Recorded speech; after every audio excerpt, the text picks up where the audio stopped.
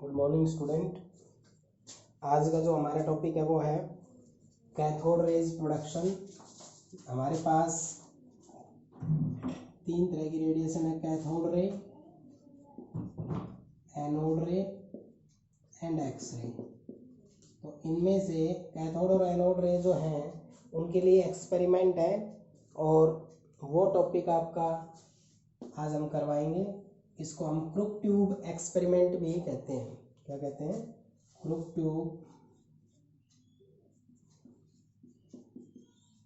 Experiment. ये जो experiment है दो तीन टाइप से आ सकता है। Crook tube experiment, production of cathode rays, दूसरा क्या बोल सकते हैं? Production of cathode rays. आपकी नॉलेज के लिए बताऊं, कैथोड रेज का मतलब इलेक्ट्रॉन। इलेक्ट्रॉन की डिस्कवरी कैसे हुई थी वो बताया। किसने की थी मैं बता चुका हूँ, जे थॉमसन ने। तो कैसे ही आपकी कैथोड रेज प्रोड्यूस हुई थी? क्रूक ट्यूब एक्सपेरिमेंट के नाम से जाना जाता है, प्रोडक्शन ऑफ कैथोड रेज या डिस्कवरी ऑफ इलेक्ट्रॉन। इलेक्ट्रॉन की डिस्कवरी भी इसी के नाम से जानी जाती है। क्लियर? एक एक्सपेरिमेंट है। आज का जो टॉपिक रहेगा बिल्कुल थ्योरेटिकल रहेगा, आप अच्छे से इसको ध्यान से करें। तो सबसे पहले विलियम क्रूक नाम के साइंटिस्ट ने, जो जिसके नाम पे है, उसी ने एक ट्यूब ली। जो ट्यूब ली ना, वो ट्यूब आपकी 60 सेंटीमीटर लॉन्ग थी। तो लेंथ कितनी थी इसकी? 60 सेंटीमीटर। ठीक है, हार्ड ग्लास ट्यूब थी ये। 60 सेंटीमीटर उसकी लंबाई थी। और उसको ये जो मैंने दिखाया है आपका, ये इसको बोलते हैं हम वैक्यूम पंप। क्या बोलते हैं इसको? Vacuum pump. यानी कि इससे हम इस ट्यूब के अंदर जो गैस फिलअप है उसको कम ज़्यादा कर सकते हैं, मतलब यहाँ का प्रेशर मेंटेन करने के लिए। और ये जिसके साथ ये फिटेड है वो कहलाएगा आपका एनोड और कैथोड। तो ये नेगेटिव एंड है, ये कैथोड होगा। पॉजिटिव एंड होता है वो एनोड होता है। ये बैटरी से हमारा जुड़ा रहता है। ठीक है, तो नेगेटिव है तो पॉजिटिव से, पॉजिटिव है तो नेगेटिव से ये जुड़ा रहेगा। क्लियर? तो इसके थ्योरेटिकली आप क्या करेंगे? थ्योरेटिकली आपको 3-4 लाइन लिए हैं, तो 3-4 जो पॉइंट्स हो ये लिखने हैं। Let us consider a hard glass tube of length 60 centimetre and known as crooks tube. यानी कि एक पॉइंट लिखा है कि हमने 60 सेंटीमीटर एक हार्ड ग्लास ट्यूब ली जिसको हम क्रूक्स ट्यूब कहते हैं। Clear? Inside gas is fill up, इसके अंदर गैस फिलअप है। And pressure of gas maintained by vacuum pump। और इसके अंदर वैक्यूम पंप से प्रेशर को मेंटेन करते हैं। And the glass tube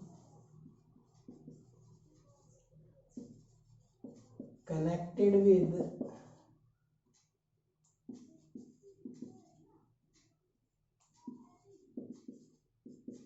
two electrodes, cathode और एनोड। कुछ पॉइंट ये मैंने जो लिखे हैं आपको ये देख के लिखना है। ग्लास ट्यूब ली, 60 सेंटीमीटर लॉन्ग ली, वैक्यूम पंप से यहाँ प्रेशर मेंटेन करेंगे। ये दो तरफ से जुड़ी हुई है, यहाँ और यहाँ। इसको हम क्या बोलेंगे? वैक्यूम इलेक्ट्रोड, यानी कि कैथोड और कैथोड से जुड़ी हुई है। इसको आप किसी भी तरह से अपने लैंग्वेज में, क्रूक नाम के साइंटिस्ट ने शुरू किया था इसलिए इस ट्यूब का नाम ही क्रूक ट्यूब है। और इस एक्सपेरिमेंट को हम क्या करेंगे? Crook tube experiment. क्लियर? समझ में आया। एक क्रूक ट्यूब ली 60 सेंटीमीटर लॉन्ग, वैक्यूम पंप से यहाँ का प्रेशर मेंटेन करेंगे, दोनों तरफ से ये एनोड कैथोड से जुड़ी है। ये आपका क्या कहलाएगा, क्रूक ट्यूब का एक प्रकार से डेमोन्स्ट्रेशन है कि भाई इसके बारे में, यानी कंस्ट्रक्शन। मेन इसके 3 पॉइंट है, 3 पॉइंट के अंदर इसको समझाया गया था। फर्स्ट स्टार्टिंग अब जो हो रही है ना, ये मेन पॉइंट है, ये आपको जरूर पता होना चाहिए। इसमें कुछ लिख दिया कुछ नहीं लिखा तो चल जाएगा काम, लेकिन ये पॉइंट मेन है। आई बात समझ में। सबसे पहले हम take a gas inside the tube, tube के अंदर एक गैस ली है हमने, एंड वोल्टेज रखा हमने 5000 से 10000 वोल्ट। वोल्टेज कितना रखा, 5 से 10000, और प्रेशर क्या रखा, रूम जो इसके अंदर था, यानी कि एक प्रकार से हम नॉर्मल प्रेशर बोल सकते हैं उसको। मतलब इसके अंदर जो भी प्रेशर है, जो ये ऐसे गैस है, इसमें वैसे दिखेगी नहीं है आपको गैस, लेकिन यहाँ बताना पड़ेगा। तो हमने जो सबसे पहले पॉइंट पे क्या लिया है, एक इसमें कोई गैस ली है जिसकी वोल्टेज इतनी फिक्स कर दी 5000 से 10000 वोल्ट, और प्रेशर हमने नॉर्मल प्रेशर लिया। फिर हमने चेक किया क्या ये तो वोल्टेज अप्लाई हो रही है, कि हमने देखा क्या इस गैस के अंदर करंट पास होता है। तो हम देखते हैं कि इस गैस में कोई भी करंट पास नहीं होता, क्योंकि नॉर्मल टेम्परेचर प्रेशर पे हमारी गैस में कोई करंट पास नहीं होता। अगर ऐसा होता तो एनवायरनमेंट में जो गैस है वो बाहर जितने भी वायर होते हैं उनसे, जो बाहर वायरिंग होती है उनसे जुड़े होते हैं, तो एयर में करंट आना चाहिए। तो नॉर्मल टेम्परेचर प्रेशर पे कभी भी हमारे गैस के अंदर से करंट पास नहीं होता। तो ये क्या बताता है, गैस इज नॉन कंडक्टिंग।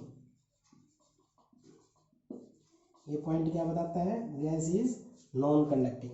तो पहला पॉइंट आया समझ में कि हमने गैस लिया, वोल्टेज फिक्स किया, प्रेशर नॉर्मल रखा, तो हमने देखा गैस में से कोई करंट पास नहीं होता है। तो ये पॉइंट ये बताता है कि गैस जो होता है वो नॉन कंडक्टिंग होता है। इसके बाद सेकंड पॉइंट में आपको क्या समझना है, सेकंड पॉइंट में यहाँ लिख देता हूँ। सेकंड पॉइंट के अंदर आपको समझना है, वोल्टेज तो सेम रहने दें। तो वोल्टेज तो कितनी रहेगी, 5000 से 10000 वोल्ट, वोल्टेज सेम। प्रेशर जो है ना, इसको हम डिक्रीज करेंगे। क्या करेंगे, डिक्रीज। किससे, vacuum pump, by vacuum pump. मतलब वैक्यूम पंप से हम इसमें से प्रेशर गैस को कम करते जाएंगे तो प्रेशर हमारा क्या हो जाएगा, डिक्रीज। शुरुआत में यहाँ क्या रखा था, प्रेशर रखा था नॉर्मल, वोल्टेज रखा था इतना, तो गैस में से करंट पास नहीं हुआ। अब हम क्या कर रहे हैं, हम वोल्टेज रख रहे हैं उतना ही, but pressure inside the gas क्या कर रहे हैं, डिक्रीज। किसके, वैक्यूम पंप से। तो क्या होगा बताओ। तो जैसे ही ये वोल्टेज हम और ये प्रेशर डिक्रीज करते हैं, तो हम देखते हैं कि इसमें से जो गैस होती है उनमें से करंट प्रोड्यूस होना स्टार्ट होता है, ठीक है। और इसके अंदर हल्का हल्का कलर आना शुरू कर देता है। Then current is passed through gas which show that which through gas, then color is produced, which show the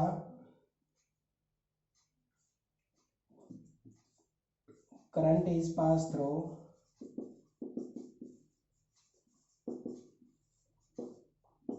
the gas। Clear. मतलब जब हम ये प्रेशर जो है डिक्रीज करते हैं, और प्रेशर डिक्रीज करके हम कितना लेकर आते हैं, प्रेशर डिक्रीज करके 10⁻⁻² mm तक लेके आते हैं। इतना प्रेशर लाते हैं तो कुछ कलर यहाँ हमें दिखाई देने लग गया। क्या दिखाई देने लग जाता है, कलर। वो कलर क्या होता है, वो कलर डिपेंड किस पे करता है, जो कलर होता है आपका, colour depend on nature of gas. इसमें गैस कौन सी, अगर हाइड्रोजन है तो अलग कलर आएगा, मतलब कोई भी हो कलर आएगा, बट अलग अलग कलर आने का रीजन होता है, इसमें डिफरेंट डिफरेंट का टाइप गैस है। हाइड्रोजन है अलग कलर आएगा, हीलियम है अलग कलर आएगा, ऑक्सीजन है अलग कलर आएगा, मतलब जो इसमें गैस फिलअप है उसी तरह का इसमें हमें कलर आ जाएगा। तो सेकंड पॉइंट क्या है, वोल्टेज सेम रखा, प्रेशर हमने डिक्रीज किया, प्रेशर डिक्रीज किया तो देखा कि कुछ एक फेंट सा कलर आने लग गया इसमें, ये शो करता है कि इसमें से करंट पास होना शुरू हो गया है। और जो कलर होता है वो डिपेंड करता है नेचर ऑफ गैस। यहाँ पे वोल्टेज सेम, यहाँ पर वोल्टेज सेम, यहाँ प्रेशर नॉर्मल, यहाँ 10⁻⁻2 mm of Hg। Pressure decrease करने के बाद जब हमने करंट वोल्टेज अप्लाई किया ये, तो इसमें देखा कि कुछ कलर आ गया, वो कलर ये शो करता है कि गैस में से करंट पास होना स्टार्ट हो गया है। नॉर्मल में नहीं होता है, इसमें होगा। थर्ड आप क्या करेंगे, थर्ड पॉइंट में क्या करेंगे, अब थर्ड पॉइंट में करेंगे कि वोल्टेज हम उतना ही रखेंगे 5000 से 10,000 वोल्ट। प्रेशर हम डिक्रीज करेंगे, कितना, 10⁻⁻4 mm ऑफ Hg। अब प्रेशर हमने इतने से भी इतना कम कर दिया है, तो प्रेशर हमने और डिक्रीज किया तो जो ग्लो प्रोड्यूस हो रही थी, ग्लो वो वीक हो जाती है, मतलब जो इसमें हल्का हल्का कलर आ रहा था, अब वो हल्का हल्का कलर क्या हो रहा है, कम होता जा रहा है। फिर हम क्या करते हैं, हम यहाँ पर परफोर्टेड कैथोड बनाते हैं, यानी परफोर्टेड कैथोड का मतलब होता है, सॉरी एनोड की कोई एक ऐसे लेयर से ले लेते हैं, उसमें छिद्र कर देते हैं ऐसे हल्के हल्के, उनमें से इसको पास करवाते हैं। क्लियर। परफोर्टेड का मतलब है कि आपके पास एक कपड़ा है, उसमें हल्के हल्के क्या कर दो, होल कर दो, वो परफोर्टेड है। वैसा ही हम यहाँ पे एक पार्ट लगाते हैं, तो उस जो हल्के हल्के उसमें होल है, उनमें से ये रे पास होती है। और यहाँ पर हम क्या करते हैं, यहाँ पर ZNS का कलर कर देते हैं, ZNS। अब ZNS जो होता है, उस पर जैसे ही ये रेज आके टकराती है तो उसमें ग्रीन कलर आना शुरू हो जाता है। ठीक है, तो क्या हो जाएगा, देन रे passes through perforated anode and then strikes to ZNS screen which produce glow. The ray strikes called cathode ray. Cathode से ओरिजिनेट हुई थी, इसलिए इनका नाम कैथोड रेज डाल दिया गया। देखो क्या किया, वोल्टेज यही रखा, प्रेशर हमारा 10⁻⁻2 से -4 mm कर दिया। तो हमने देखा जो इसमें कलर आ रहा था ना, वो कलर हल्का हो गया है, कलर हल्का हो गया। फिर हम क्या करते हैं, ये पहले करके रखते हैं कि एनोड जो होता है इसको परफोर्टेड कर देते हैं, मतलब उसको इस तरह से जोड़ते हैं, उसमें हल्के हल्के बारीक बारीक होल हो, और उनसे पास करके जो इस एंड का तरफ जाता है, इस एंड को हम ZNS स्क्रीन से क्या कर देते हैं, इसको पेंट किए हुए रखते हैं। ZNS स्क्रीन से क्यों किया, क्योंकि जो रेडिएशन यहाँ प्रोड्यूस हो रही वो हमें दिख नहीं रही, हमें कलर दिख रहा है बस, तो वो रेडिएशन हमें दिख नहीं रही, तो वो रेडिएशन प्रोड्यूस हुई है या नहीं हुई है उनको चेक करने के लिए हम इधर ZNS स्क्रीन यूज कर देते हैं।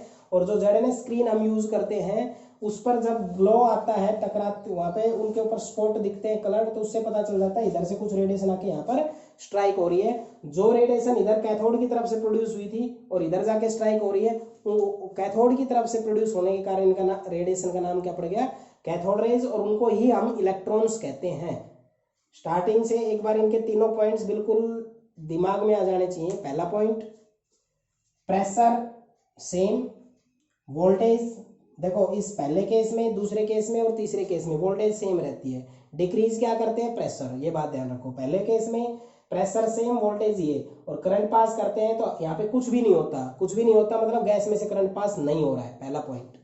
सेकंड पॉइंट, वोल्टेज इतना, प्रेशर डिक्रीज, प्रेशर डिक्रीज किया तो हमने देखा, दूसरा पॉइंट है वोल्टेज इतना, प्रेशर डिक्रीज, और डिक्रीज कितना, 10⁻⁻2 mm, तो हम देखा करंट जो होता है वो पास होना शुरू होता है। तो हम देखते हैं इसके अंदर, इस ट्यूब के अंदर कलर आना शुरू हो जाता है, ये आपको दिखाता है कलर है कि हाँ इसमें कुछ ना कुछ पहले के कंपैरिजन में कुछ ना कुछ हो रहा है। वो हो क्या रहा है, उस गैस में से ये जो वोल्टेज अप्लाई कर रखी है, नेगेटिव एंड पॉजिटिव, जो यहाँ वोल्टेज जो डीसी हम अप्लाई कर रहे हैं यहाँ से, वो जो वोल्टेज इसके अंदर जाती है तो उसमें वो चार्ज आयनाइज करना शुरू करती है। और वो हमें पता कैसे चलता है, इस गैस के कलर देखने से। अब कहोगे क्या कलर, एक ही गैस यूज नहीं करते, हाइड्रोजन, हम यहाँ पे हाइड्रोजन यूज कर रहे हैं, ऑक्सीजन यूज कर रहे हैं, जो गैस यूज करेंगे उसी की इक्विवेलेंट हमारा कलर आ जाएगा। तीसरे केस में क्या करते हैं, वोल्टेज वही रखते हैं, प्रेशर अब 10⁻² mm से डिक्रीज करके 10⁻4 mm करता है। ये प्रेशर डिक्रीज किससे करते हैं, इस वैक्यूम पंप से करते हैं।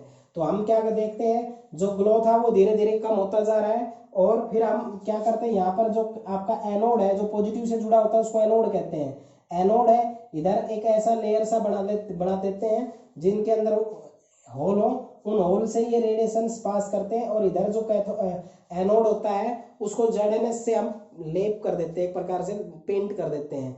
तो यहाँ से प्रोड्यूस होने वाले कुछ ना कुछ प्रोड्यूस हो रहा है या नहीं हो रहा, उसका पता लगाने के लिए ZNS से करते हैं। तो ये रेडिएशन जाती है तो ZNS के ऊपर कुछ ग्लो आता है।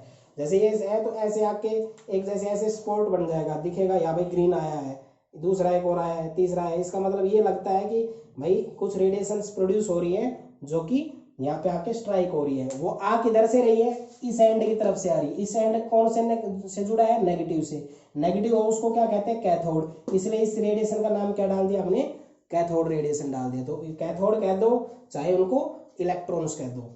क्लियर। प्रेशर को ध्यान रखना है, पहले केस में कुछ नहीं होता है, दूसरे में इतना डिक्रीज करते हैं, कलर प्रोड्यूस होता है। कलर डिपेंड करता है नेचर ऑफ गैस पे। दूसरे में प्रेशर डिक्रीज करके इतना करते हैं तो यहाँ से एक कलर इसका चला जाता है। या जो एनोड होता है उसको हम परफोर्टेड रखते हैं। परफोर्टेड का मीनिंग है कि जैसे कोई एक हम ऑब्स्टेकल लगा दे और उसमें क्या कर दे, होल छोड़ दे छोटे छोटे, उनमें से जब जाती है इधर जो एंड होता है, एंड पे हम ZNS रखते हैं। ये क्यों लगाते हैं, ये इसे लगाते हैं कि जो यहाँ से कुछ भी प्रोड्यूस हो रहा है जो हमें नेकड आई से दिखता नहीं है, वो जाएगा तो वहां पर जाके एकदम कलर आएगा। कलर आएगा तो आपको ये पता चल जाएगा कुछ ना कुछ यहाँ के स्ट्राइक हो रहा है। और नेगेटिव एंड की तरफ से आके स्ट्राइक हो रहा है, इसका मतलब वो नेगेटिव चार्ज करता है कंटेन, उसी को हम क्या कहते हैं, कैथोड कहते हैं। तो इन 3 पॉइंट से इस एक्सपेरिमेंट को आप समझोगे। इसके बाद आपको इन कैथोड रेज की प्रॉपर्टीज बताई जाएगी। क्या बताई जाएगी, कैथोड रेज प्रॉपर्टीज। तो प्रॉपर्टीज में पहला पॉइंट है, कैथोड रेज जो होती है ये स्ट्रेट लाइन में चलती है भाई। किसमें चलती है, स्ट्रेट लाइन के अंदर चलती है। किसके अंदर चलती है, straight line. Clear. Straight line का देखने का मैंने बताया था कि यहाँ पर कुछ भी ऑब्स्टेकल लगा दो और यहाँ पे अगर आपकी कैथोड रे आ रही है तो आप देखते हो इसका इधर क्या आ जाएगा, शैडो आ जाएगा। क्या आ जाएगा, शैडो। किसी भी रेडिएशन का अगर आप शैडो देखते हो तो श्योर उस पर टकराने वाली रेडिएशन क्या है, स्ट्रेट लाइन में चल रही है।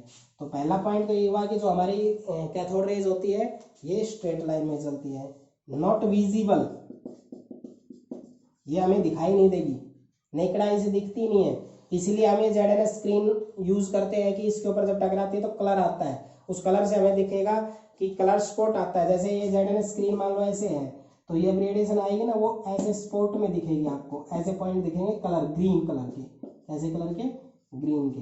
तो ये हमारे मान लो ZNS स्क्रीन आपने यूज कर रखी है, ZNS स्क्रीन। तो ZNS स्क्रीन के ऊपर जब ये रे टकराती है, स्पॉट इधर से आती भी कुछ नहीं दिखेगा, सिर्फ स्पॉट दिखेंगे। इसका मतलब ये विजिबल नहीं होती है, नेकड आई से आपको दिखेगी नहीं। इसके बाद जो इसकी थर्ड प्रॉपर्टी है, ये नेगेटिव चार्ज कंटेन करती है, तो ये पॉजिटिव की तरफ मूवमेंट करेगी। क्लियर। मैकेनिकल वेव होती है। अब मैकेनिकल वेव का मतलब यहाँ पे आप कोई भी व्हील रख दो, इस रे के सामने कोई भी पैडल व्हील रख दो, ये रेडिएशन आएगी, स्टॉप है, बीच में रख दिया, रे प्रोड्यूस हुई तो ये पंखा जो है ये घूमने लग जाएगा। इसका मतलब इसके जो रेडिएशन आई उसके पास एनर्जी थी, उसने अपनी एनर्जी इसको ट्रांसफर कर दी, तो ये कौन सी एनर्जी में कन्वर्ट हो गया, ये रोटेशनल एनर्जी में कन्वर्ट हो गया। इसका मतलब जो आपके पास कैथोड रेज होती है वो मैकेनिकल है, मीन्स एनर्जी कंटेन करके रखती है। अगली प्रॉपर्टी है, जो आपका इसके पास हीटिंग इफेक्ट शो करता है। ये क्या शो करता है, हीटिंग इफेक्ट। हीटिंग इफेक्ट का मतलब क्या होता है, मान लो यहाँ मैंने एक कोई सीट रख ली और इनके ऊपर कैथोड रेज स्ट्राइक करवाई। जैसे कैथोड रेज स्ट्राइक हुई तो हमने देखा ये सीट है ना, ये हॉट हो गई। सीट क्या हो गई, हॉट। ये सीट जो है आपकी हॉट हो गई है, ये सीट हॉट हो गई। इसका मीनिंग क्या है, इसका मीनिंग ये है कि ये रेडिएशन इसके स्ट्राइक हुई जिसके कारण ये हीट हो गई, इसी को हम हीटिंग इफेक्ट कहते हैं। क्या कहते हैं? Heating effect. 6 प्रॉपर्टी है, अगर यहाँ पे टंगस्टन का कोई फिलामेंट है, जैसे बल्ब के अंदर जो होता है वो टंगस्टन का बना होता है, तो इसके ऊपर अगर आपने एक कैथोड रे स्ट्राइक करवाई तो एक्स रे प्रोड्यूस करता है। ये कौन सी रे प्रोड्यूस करता है? X ray. क्लियर? इसकी पेनेट्रेटिंग पावर जो होती है वो हाई होती है। पेनेट्रेटिंग पावर का मतलब बताया था, किसी भी शीट से आर पार गुजरने की नेचर वो इसमें ज़्यादा होती है। इसका मतलब ये जब हमें दिखाई नहीं दे रही तो बहुत ही कम रेंज की ये होती है, मतलब एक प्रकार से शीट्स जो होती है उनके अंदर से ये कवर हो सकती है। इनके अंदर ये फोटोग्राफिक प्लेट पे इफेक्ट डालती है। फोटोग्राफिक जो प्लेट होती है अगर उस पर अगर आप रखोगे तो ये नेगेटिव है, तो इलेक्ट्रिक और मैग्नेटिक फील्ड में रखेंगे नेगेटिव है तो ये पॉजिटिव की तरफ मुड़ जाएगी। समझ गए? तो अफेक्ट द फोटोग्राफिक प्लेट। और एक है इसका चार्ज और मास का जो रेशियो होता है वो हमेशा सेम रहता है। चार्ज और मास का रेशियो हमेशा क्या होता है? सेम रहता है। तो इनमें से मैंने 9-10 प्रॉपर्टी बताई है, कोई भी 5-6 अच्छे से याद कर लेना। कैथोड रेज हमेशा स्ट्रेट लाइन में चलती है। कैथोड रेज आपको दिखाई नहीं देगी, मतलब विजिबल नहीं है। नेगेटिव चार्ज इसके ऊपर होता है। मैकेनिकल वेव होती है। मैकेनिकल का मतलब इसके सामने जो भी आएगा कोई भी व्हील उसको ये रोटेट कर देगी। हीटिंग इफेक्ट, इसके सामने कोई आएगी सीट उसको ये हॉट कर देगी। जब ये टंगस्टन फिलामेंट पे स्ट्राइक होगा तो ये एक्स रे प्रोड्यूस करेगी। पेनिट्रेटिंग पावर इसकी ज़्यादा होती है, आर पार ज़्यादा गुजर सकती है। फोटोग्राफिक प्लेट पे इफेक्ट डालती है और charge to the mass ratio इसका क्या रहता है? हमेशा सेम रहता है। फॉलो कर लोगे? इसी के साथ जो आपके पास कैथोड रेज था वो आपका फिनिश होता है। मैं आगे आपको एनोड रेज की प्रॉपर्टीज बता देता हूँ। इसकी प्रॉपर्टी बता देता हूँ एनोड की। जो एनोड होता है आपका, इसका एक्सपेरिमेंट कल बताऊंगा, प्रॉपर्टी बता देता हूँ। एनोड जो होता है जो पॉजिटिव से जुड़ता है, तो एक तो ये पहला पॉइंट तो ये स्ट्रेट लाइन में ही चलती है। दूसरा पहला पॉइंट यही है, ये स्ट्रेट लाइन में चलती है। दूसरा पॉइंट ये है ये विजिबल नहीं होती। तीसरा ये पॉजिटिव चार्ज कंटेन करती है। ये मैकेनिकल भी होती है, ये हीटिंग भी होती है। चारों पांचों प्रॉपर्टी इनकी सेम होती है। एक प्रॉपर्टी डिफरेंट होती है। E/m रेशियो जो होता है ना इसका वो डिफरेंट होता है। चार्ज और जो मास होता है ना उसका रेशियो जो आपका होता है वो क्या होता है? इसका डिफरेंट होता है। Charge to the mass ratio का मतलब होता है, देखो चार्ज ऑन इलेक्ट्रॉन और चार्ज ऑन जो प्रोटॉन आपके हैं वो हमने क्या कर रखे हैं? बता रखे हैं आपको। ठीक है, अब मैं दोनों का चार्ज और मास का रेशियो बताऊंगा आपको। ठीक है, एनोड की जो प्रॉपर्टी है एक बार ध्यान से सुने, ये बिल्कुल सिंपल सा है। कैथोड में स्ट्रेट लाइन में चलती, ये भी स्ट्रेट लाइन में चली। क्लियर? वो दिखाई नहीं देती है, नॉट विजिबल, ये भी विजिबल नहीं होती है। उन पर नेगेटिव चार्ज होता है, इन पर पॉजिटिव चार्ज कंटेन होता है। वो मैकेनिकल होती है, ये भी मैकेनिकल होती है। वो हीटिंग इफेक्ट दिखाती है, ये भी हीटिंग इफेक्ट दिखाती है। E/m रेशियो उसका सेम रहता है, इसका E/m रेशियो क्या होता है? डिफरेंट होता है। कैसे होता है? मैं पहले इनका चार्ज और मास रेशियो निकालना बताऊंगा। देखो E/m जो होता है ना, कैथोड का बता रहा हूँ। कैथोड का E/m जो है वो होता है 1.76 इंटू 10 की power 11 coulomb per kilogram. E/m ratio जो है वो ऑयल ड्रॉप एक्सपेरिमेंट से मिल्कन ने बताया था, जो कि तुम्हारे सिलेबस में नहीं है, लेकिन वैल्यू आपको याद रखनी है। क्या? मिल्कन ऑयल ड्रॉप एक्सपेरिमेंट से चार्ज ऑन इलेक्ट्रॉन्स और E/m रेशियो हमने चेक किया था। तो चार्ज ऑन इलेक्ट्रॉन उससे कितना है? चार्ज ऑन इलेक्ट्रॉन को आपको पता है कितना होता है? 1.6 10 की पावर -19 कूलम। चार्ज नेगेटिव होता है। आपको अगर मास निकालना हो तो मास क्या हो जाएगा? मास निकालना हो तो आपको करना है charge on electron divided by there E/m ratio. तो क्या होगा? ये चला जाएगा ऊपर m और E नीचे रहेगा, तो E से ही कैंसिल हो जाएगा, तो आपका मास बचेगा। तो ये मास कितना आएगा? E कितना था हमारे पास? -1.6 10 की पावर -19। E/m कितना था? 1.76 10 की पावर 11। इसको ऊपर लेके जाएंगे, सोल्व आउट करेंगे, आएगा 9.1 10 की पावर -31 किलोग्राम। लेकिन आएगा नेगेटिव। तो ये बात आपको पता है, मास कैन नेवर नेगेटिव। जो मास आपका होता है, मास जो होता है वो कभी भी नेगेटिव नहीं हो सकता, इसलिए हम मैथमेटिकली इसको क्या लेंगे, पॉजिटिव। तो इस तरीके से जब आपको चार्ज मास मिल्टन ऑयल ड्रॉप एक्सपेरिमेंट से पता चला, और चार्ज और इलेक्ट्रॉन आपको पता है, उनको चार्ज टू द मास और चार्ज को डिवाइड करेंगे तो हमें मास ऑफ इलेक्ट्रॉन का पता चल जाएगा। ये आपको कैथोड रेज का निकालना है। सिमिलरली यही आपको एनोड रेज के लिए निकालना है। तो ये एनोड रेज के लिए क्या होता है, एनोड के लिए जो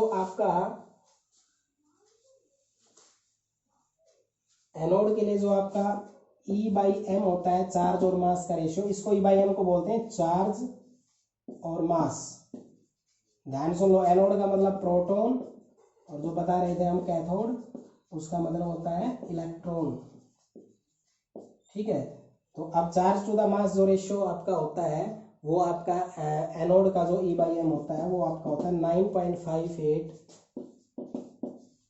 10⁻⁷ कूलम पर किलोग्राम।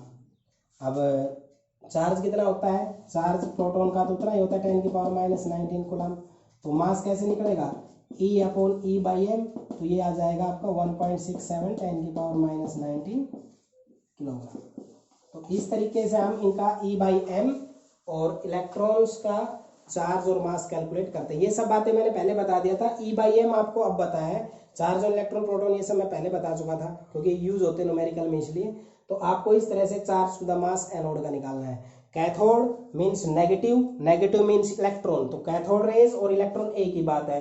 एनोड मतलब पॉजिटिव, पॉजिटिव मीन्स प्रोटॉन, तो प्रोटॉन एक ही बात है। तो जो ये एनोड होता है ये पॉजिटिव वाला होता है। पॉजिटिव है तो किधर मूवमेंट करेगा, नेगेटिव। पॉजिटिव है तो चार्ज कैसा कंटेन करेगा, पॉजिटिव रे, मतलब एनोड है तो पॉजिटिव, कैथोड है तो नेगेटिव। क्लियर। अब ये प्रोटॉन आपको पता चल गया, इलेक्ट्रॉन ये जे थॉमसन ने किया था, ये गोल्डस्टीन ने किया था। अब थर्ड किसका बच गया, ये 1837 हुआ था, वो 1807 के पास हुआ था, और जो न्यूट्रॉन का डिस्कवरी था वो 1900 के करीब हुआ था, 1937। तो इसके अंदर आपको अब जो थर्ड पार्टिकल के बारे में बात करनी है वो है न्यूट्रॉन। न्यूट्रॉन जो होता है उसकी डिस्कवरी की थी किसने, जेम्स चैडविक ने। उसने क्या किया, उसने बेरिलियम जो मेटल होता है जिसका एटॉमिक नंबर 4 मास नंबर 9, उसके ऊपर हीलियम का अटैक करवाया। हीलियम कह दो चाहे इसको अल्फा कह दो, मैं ये बता चुका हूँ आपको पहले। ये क्या था आपका बेरिलियम, उसके ऊपर अटैक किसका करवाया, अल्फा रे का। जब अल्फा रे इनसे स्ट्राइक हुई तो उसने क्या बना लिया, कार्बन 612।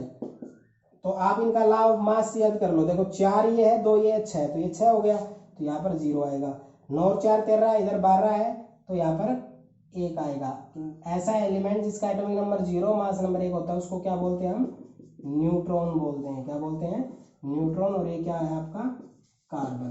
तो उसने क्या किया, बेरिलियम, बस इसमें कोई एक्सपेरिमेंट नहीं था, इसने इसी तरह से इसको प्रोड्यूस किया था कि बेरिलियम के ऊपर अल्फा पार्टिकल का स्ट्राइक करवाया तो कार्बन न्यूक्लियस बना और एक पार्टिकल इजेक्ट आउट हुआ जो जिसके पास चार्ज जो होता है ना, वो चार्ज उसका 0 होता है। जिसके पास चार्ज कितना होता है, 0।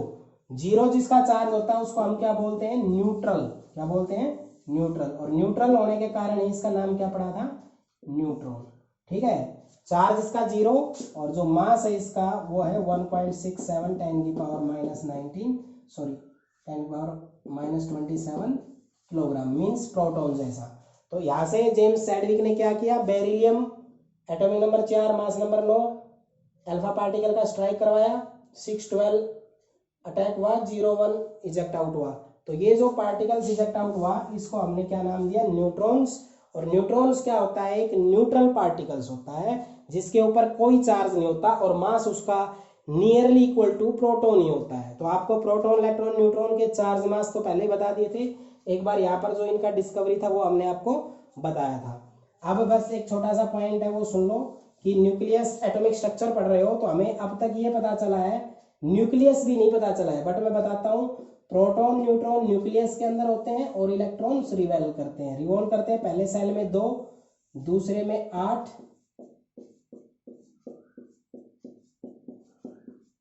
तीसरे में 8, ऐसे चौथे में 18, 18, 32, इस तरह से ये सेल्स होती है।